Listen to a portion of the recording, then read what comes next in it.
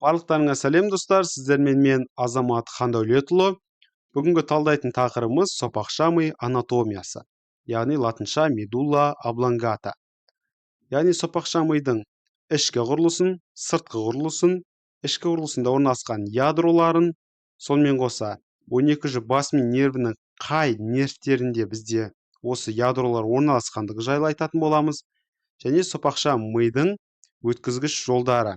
Қандай өткізгіш жолдар осы арқылы өтеді деген секілді. Енді сопақша мидың қызметіне келетін болсақ, бізде негізгі қызметтерінің бірі ретикулярлы формацияда орналасқан, яғни орталықтар болып табылады. Бұл тыныс алу, қан тамырының тонусын реттеу, сонымен қоса ас қорыту жүйелерінің, яғни қызметін реттеу болып табылады. Сопақша мида оның ядролары емес, яғни тек орталықтар орналасқан деп айтуымызға болады. Осы атқаратын қызметтердің. Енді сыртқы құрылысына келетін болсақ, сопақша мидың дәл мына жұлынның жалғасы болғандықтан, соның құрылысына ұқсас болып келеді. Яғни төменгі жағынан жұлынның жалғасы болады, ал жоғарғы жағынан бізде көпірге жалғасады, көріп тұрғанымыздай. Және оның алдыңғы жоғарғы бетін, артқы жоғарғы бетін, алдыңғы төменгі және артқы төменгі беттерін ажыратамыз. Яғни жиектерін десек болады, шекараларын. Ал беттері бізде фацис вентралис, алдыңғы фацис дорзалис, фацис латералис, яғни екі фацис латералис беттерін ажыратамыз. Енді бұл суретте фацис вентралис көрсетілген, және төменгі шекарасында бізде декуссация пирамидум көрсетілген. Пирамидалардың қиылысы бұл не десек? Яғни пирамидалардың қиылысы дегеніміз алдыңғы лекцияда соңғы мидан көрсеңіздер болады. Бізде соңғы мида орталық алдықат бар, иірім бар. Яғни гирус прецентралис. Сол иірімде қимылдатқыш негізгі орталық болып табылады. Бізде санамызға бағынатын қимылдатқыш орталық. Енді соның гистологиялық құрылысында 5-ші қабатында бетса жасушалар орналасады. Олардың пішіндері пирамидаға ұқсас келеді. Сол себепті ол жұлынға дейін өз сигналын жеткізетін болып табылады. Сондықтан атын пирамида жұлын жол деп атайды. Дәл сол пирамиданың аксына, яғни бетса жасушасының аксыны өте ұзын болғандықтан, бізде миллиондаған шоғырлар бірігу арқылы төмен қарай түседі. Яғни ми бағанының бойымен. Сопақша мидың бойымен төмен түседі. Және жұлынның бойымен. Сопақша мидың бойымен төмен түскен жағдайда осы фиссура медиана антериордың екі жағында пирамида түзеді. Шығыңқы. Яғни пирамидас медулла облонгата. Бұл дәл сол жаңағы қыртыс жұлын жолының жүретін орны болып табылады ішкі құрылысында. Яғни бұл жол қандай жол? Пирамидалық жолға жататын екі жол бар. Қыртыс жұлын жолы, қыртыс ядро жолы. Қыртыс жұлын жолы бізде негізгі қызметі бізде саналы түрде, яғни проприорецептивті сезімдерге жауап беру. Мысалы, проприорецептивті деген бізде буын бұлшықеттерімізді қимылдата алуымыз, сол сезімдерге. Бұл саналы өзіміз қимылдатқымыз келсе қимылдатамыз, қимылдатқымыз келмесе қимылдатпаймыз. Мысалы, бір жерге барғымыз келсе барамыз деген секілді. Ал одан бөлек бізде саналы емес экстрапирамидалық жолға жататын ядроларда, мына жерде жолдарды көрсек болады. Яғни мысалы олива, сулькус антеролатералистің, яғни екі латераль жағында бізде екі олива орналасқан. Құрылысында олива бізде негізі қимылдатқыш орталық болып табылады, бірақ санаға бағынбайтын. Мысалы, жалт еткен дыбысқа біз мойнымызды бірден бұрып қараймыз, яғни саналы түрде емес деген секілді. Екі оливаны көрсек болады шығыңқы. Оливаның артында сулькус ретрооливарис, олива арты жүлгесі. Осы жерде ең негізгі ескеретін жағдай, жаңа айтып кеткен сулькус антеролатералистен бізде нервус гипоглоссус, яғни тіл асты нерві шығады, 12-ші жұп бас ми нервінің. Бұның негізгі қызметі мына тілді үшке бөлетін болсақ, алдыңғы екі бөлігін осы нервус гипоглоссус жүйкелендіретін болып табылады. Ал артқы үштен бір бөлігін глоссофарингеус, 9-ші жұп. Ал олар қай жерден шығады? Бізде жаңағы оливаның артында ретрооливарис, сулькус ретрооливарис бар. Сол жерден бізде 9-шы, 10-шы, 11-ші жұп нервтар шығатын болып табылады. Артқы бөлігіне міне 11-ші жұп нервус ассессориус, нервус вагус және нервус глоссофарингеус. Нервус вагус негізгі қызметі, яғни ішкі органдардың негізгі жүйкелендіруге қатысады. Мысалы жүрек, өкпе, ішкі ағзаларды айтсақ болады, мысалы ішектер деген секілді. Нервус аксессорис бізде негізгі қызметі мынау негізгі мойынды екі жаққа бұратын бұлшық ет мускулус стерноклейдия мастоидиуста жүйкелендіреді, және жаңағы мускулус трапезиуста, трапеция тәрізді бұлшық етті жүйкелендіруге қатысатын. Енді бұл алдыңғы құрылысы болып келеді. Ал артқы құрылысына келетін болсақ, яғни фацис дорзалиске, оны сопақша миды мынау ромб тәрізді шұңқырдың жоғарғы яғни бөлігі құрайды десек болады. Бұл қалай? Яғни мына ромб тәрізді шұңқыр. Ромб тәрізді шұңқырды екі үшбұрышқа бөліп алып қарастырсақ болады. Төменгі стриа медулярис вентрикули квартиден төртінші қарыншаның милық жолақтарынан төмен орналасқан төменгі үшбұрыш, жоғарғы үшбұрыш. Яғни осы төменгі үшбұрышын артқы жағымен бізде сопақша ми құрайды. Бұның несі маңызды? Себебі төртінші қарыншаның түбін құрайтын осы ромб тәрізді шұңқыр. Кейде төртінші қарыншаның түбі дейміз, кейде ромб тәрізді шұңқырдың түбі деп атаймыз. Бұл жерде негізгі ядролар орналасқан. Яғни жаңа айтып кеткен 9-шы 12-ші жұп нервтардың ядролары. Ал жаңағы сулкус антеролатералис, ретроаливарис ол түбіршектері шығатын орын. Енді артқы құрылысы да негізгі жұлынға ұқсас болып келеді. Яғни сулкус медианус постериор, оның екі жағында сулкус интермедиус постериор және одан сулкус пастеролатералис кетеді. Сулкус пастеролатералис пен сулкус медиана постериордың арасын бөліп тұратын ол сулкус интермедиус постериор. Дәл осы екеуінің арасында бізде голь және бурдақ жолдар орналасқан. Бұл бізде негізгі жаңа айтып кеткен проприорецептивті жүйеге қатысатын, яғни бұлшық ет буындарымыздың сезімдерін қатысатын, қыртысқа апаратын негізгі жолдар болып табылады. Олардың айырмашылығы не десек, голь және бурдақ жолдарының бізде жоғарғы, яғни қолды иннервациялайтын болса біреуі аяқты иннервациялауға қатысатын негізінен төменгі жақта. Бұны бізде фастикулус грацилис, фастикулус куниатус түрінде жұлыннан көтеріліп, сопақша мидың жоғарғы жағында туберкулум грацили және туберкулум куниатумды түзеді. Кісна тәрізді төмпешік және жіңішке төмпешік. Бұлардың құрамында ішкі құрылысында, яғни сына тәрізді буда мен жіңішке буданың ядролары нуклеус куниатус, нуклеус грацилис бар десек болады. Енді осы дәл төмпешіктер жоғары қарай көтеріліп, ромб тәрізді мынау көріп тұрған шұңқырдың, яғни крышасын жоғары жағынан жауып тұрады. Қалай жабады десек, мышықтың төменгі аяғы педункулус церебелларис, яғни инфериор құрамына кіретін болып келеді. Солай бізде астыңғы жағын жабады. Негізінен ромб тәрізді шұңқырдың толығымен жабылуы бізде мышықтың үш аяқшасымен жүреді.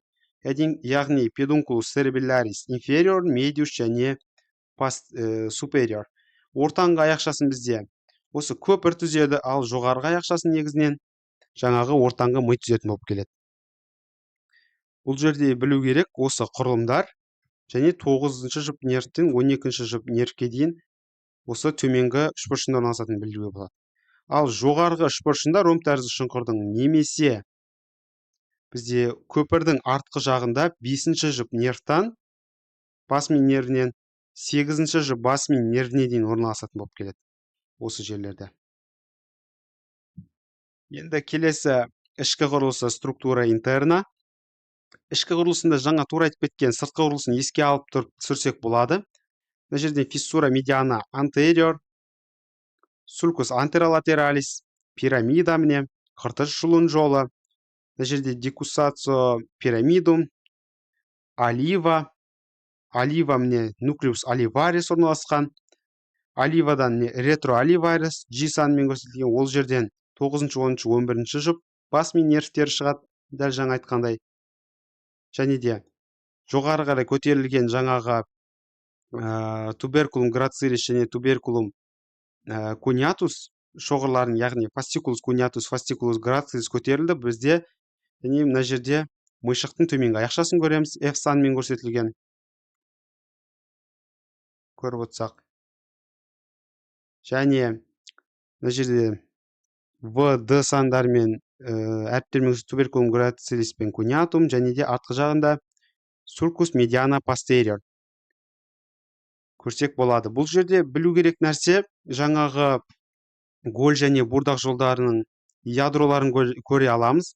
Міне 5 санымен көрсетілген бізде негізінен нуклеус куниатус және 6 санымен нуклеус грацилис болып табылады. Бұлардан бізде қазір айта кететін нәрсе фибра аркуата интерна ашады. Басқаша лимнискус медиалисті көріп тұрсақ болады. Медиалды ілмек. Не үшін медиалды ілмек деп атайды? Бұл медиалды бағытқа қарай бағытталып, алдыңғы жаққа қарай тікелей төбеге қарай көтеріледі былай. Яғни осы голь және бурдақ шоғырларының 80% талшығы осы бағытта жүріп жоғары қарай көтеріледі де лимнискус медиалис дейді, медиалды ілмекті. Және латеральды ілмек деген бар. Олар осылай келіп, бұл суретте көрсетілмепті, оливаның алдымен өтеді осылай. Сөйтте мынау ортаңғы ми аяқшасының құрамына кетеді. Төменгі ми аяқшасының құрамына. Оларда латеральды ілмек. Басқаша осы жолдарды 9 санмен міне фибра аркуата интерна, яғни ішкі доғалық талшықтар дейміз. Ал мына жаққа латераль жағына кететін бұл сыртқы яғни талшықтар. Фибра аркуата экстерна дейміз. Енді бізде лимнискус медиалистің негізгі қызметі, бұл да проприорецептивті сезімталдылықты негізгі реттеуші орталық болып табылады. Себебі голь және бурдақ жолдарын жаңа айтып кеттік, бұлшықет буынынан сезімдерді қыртысқа дейін жеткізеді. Дәл соны жеткізетін негізгі жол болып табылады, талшықтар. Енді мына жерде тағы 11 санымен көрсетілген лимнискус медиалис, 8 санмен фастикулус лонгитудиналис медиалисті көрсек болады. Және де тағы төменгі мышық аяқшасының құрамына кіретін 2 жол бар. Бұл да дәл жұлынның бойымен тікелей жоғары қарай көтеріледі, солай мышыққа жететін жолдар болып табылады. Яғни ол алдыңғы және артқы жұлын мышық жолы, жұлыннан мышыққа дейін сигнал жеткізеді. Яғни адам организмдегі негізгі координациялық, яғни іс-қимылдарға. Ал мына жердегі нуклеус оливарис, бұл бізде жаңағы тепе-теңдікті сақтау қызметтеріне негізі қатысады десек болады. Енді 3 және 4 латынша трактус спина cerebellaris posterior және anterior дейміз. 3-те яғни говерс жолы алдыңғы және артқы флексик жолдары. Екеуінің айырмашылығы қандай? Біз яғни өткізгіш жолдарды келесі сабақтарда айтатын боламыз, көрсеңіздер болады. Яғни екеуінің разницасы говерс жолы өз бағытында, мысалы оң қолдың сезімталдылығын, бұлшықеттің сезімталдылығын алып, ол жұлынның деңгейінде алдыңғы жаққа қарай қиғаш бағытталып, қайтадан ол көтеріліп, жаңағы көпірге дейін, сопақша миға дейін, сопақша ми көпірге дейін солай қайтадан мишыққа қарай барады. Ал флексик жолы тікелей оң қолдың, яғни сезімталдылығын оң қолға тікелей апарады. Ал говерс жолы оң қолдың сезімталдылығын жұлынның қиғаш бағытталып, одан қайтадан төбеге көтеріліп, одан қайтадан мышыққа оңға қарай бағытталып, тура сол қимылды жасайды. Енді бұл жерде білу керек нәрселер тағы ретикулярлы формация. Ретикулярлы формацияның қандай қызметтері бар десек, жаңа айтып кеткен тыныс алу, сонымен қоса қан тамырлардың тонусын реттеу, ас қорыту жүйесінің қызметтерін мидың жаңағы ядроларының қызметтерімен бізде бірге отырып, басқа да функциялармен бірге отырып жасайды. Бұл жерде негізгі жаңа айтып кеткен қызметтердің, тыныс алу деген сияқты қызметтердің ядролар орналаспайды. Тек қана мына айтып кеткен орталықтары орналасады деп айтамыз, яғни орталықтары. Енді басқа да экстрапирамидалды жолға кіретін, біздің санамызға бағынбайтын жолдар бар. Бұл трактус вестибула, яғни кіреберіс жұлын жолы. Сонымен қоса тектоспиналис, бұларда жамылғы жұлын жолы және руброспиналис, қызыл ядро жұлын жолы. Бізде мынау тектум рубрум негізінен бұл жерде орналаспаған. бұлардың барлығы ортаңғы мида орналасқан ядролары. Бірақ бұлардың жолдары тікелей, яғни трактустары жолдары осы сопақша мидың бойымен өткендіктен сопақша мидан көрінеді көлденең кесіндісінде. Негізгі сіздерден сұр затында не орналасқан дейтін болса сопақша мидың, сіздер бірінші кезекте 9-шы жұп бас ми нервінен 12-ші жұп бас ми нервінің ядролары деп атайсыздар. Олива ядросы деп атайсыздар міндетті түрде. Ретикулярлы формация дейсіздер. Сонымен қоса жаңағы медиалды латеральды ілмекті түзетін, яғни шығатын бізде мына голь және бурдақ жолдарының ядролары орналасқан деп айтсақ болады. Одан кейін біз жаңағы алдыңғы және артқы говеш және флексик жолдарын айтсақ болады, жол мыйшық жолдарын. Келесі ішкі құрылысында біз ядроларын толығымен жаңа талдап кеттік. Ендігі кезекте жолдарын талдайтын болсақ. Яғни, мына жерде сол ядролардың орналасқан біздегі негізгі орталықтар десек болады. 9-шы, 10-шы, 11-шы, 12-ші жұп нервтің. Мысалы, мына жерде 9-шы жұп нерв, яғни қос ядроның құрамына кіреді. Бұл нуклеус амбигиус деп аталады. 9-шы, 10-шы жұп бас ми нерві. 9-шы жұп нерв негізі глоссофарингеус, мынау глотканың, яғни жұтқыншақтың жоғарғы бөлігінің бұлшықеттерін жүйкелендіруге қатысады. Тілдің артқы 3/1 бөлігін жүйкелендіруге қатысатын негізгі жүйке. Және де нуклеус амбигиус қос ядроға 10-шы жұп екеуі бірге кіреді. Және нуклеус трактус солитарийда жатсақ болады. 7-ші, 9-шы, 10-шы жұп нервтердің ядролары. Бұл бізде жаңағы аралас болып келеді. Аралас ядро, парасимпатикалық ядро десек болады мына жерде. Барлығына үшеуіне де ортақ ядро осы нуклеус трактус солитарий. Және нуклеус нерви гипоглоссусты көрсек болады, ромб тәрізді шұңқырдың төменгі үшбұрышында. Яғни де нуклеус ассессорий, яғни қай деңгейінде де сопақша мидың кесетін болсақ, төменгі бөлігінің сопақша мидың, біз нуклеус нерви ассессорийді көре аламыз, қалай созылып жатқанын көруге болады ядросының. Одан кейін нуклеус спиналис нерви тригемини, яғни 5-ші жұп нервтің жұлындық тармағы бар, оның негізгі ядросы бізде яғни көпірде орналасқан. Бірақ ол үтір сияқты созылып түскендіктен біз сопақша мида да оны көруіміз мүмкін, көлденең кесіндісі түрінде. Және нуклеус саливаториус супериорды көреміз. Жоғары жағында бұл бірақ сопақша миға кірмейді. Нуклеус саливаториус инфериор, міне 9-шы жұп бас ми нервінің, бұл кіреді. Егер де видео ұнаған болса, лайк басып, тіркеліп, достарыңызбен бөлісіп кетіңіздер. Түсінбей жүрген тақырыптарыңызды комментарийға жазып кетсеңіздер болады. Болашақта міндетті түрде салатын боламын. Келесі кездескенше сау болыңыздар.